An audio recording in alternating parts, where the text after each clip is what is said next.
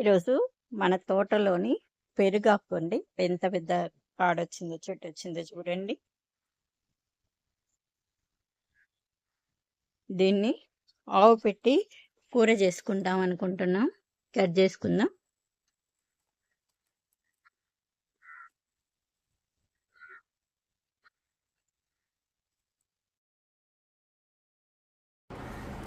ఇదిగోండి పెరుగాకు చెట్టు కాడలు ఇట్లా సన్నగా తరుక్కోవాలా.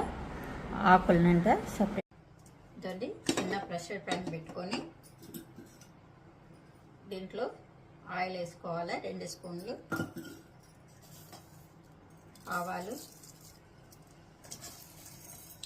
శనగపప్పు, మిరపకాయ తెరమాట వేసుకోండి. తర్వాత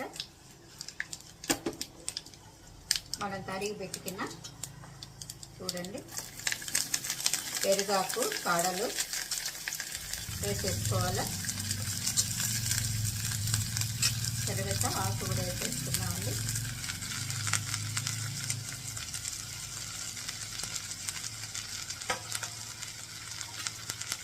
మీకు కావాల్సినంత దీనికి సరిపడా ఉప్పు వేసుకుందాం.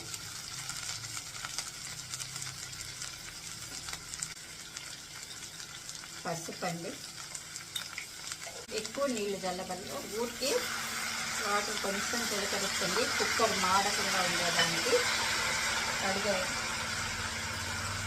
నీరు కాకుండా ఉండేదానికి.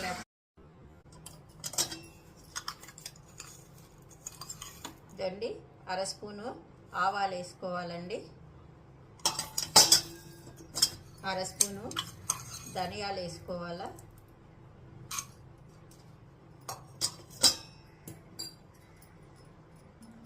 పచ్చిమిరపకాయలండి.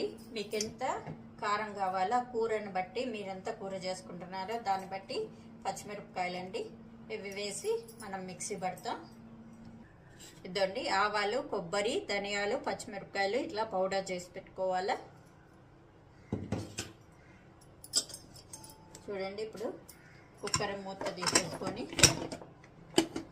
ఆకు బాగా ఉడికింది చూడండి పెరుగాకు.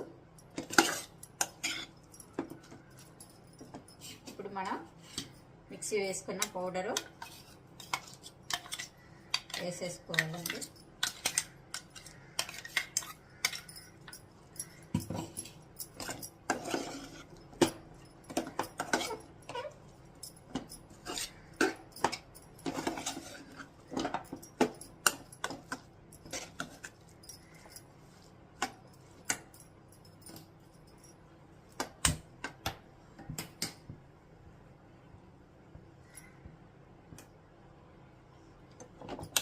ఆవు పెట్టిన పెరుగాకు రెడీ అండి.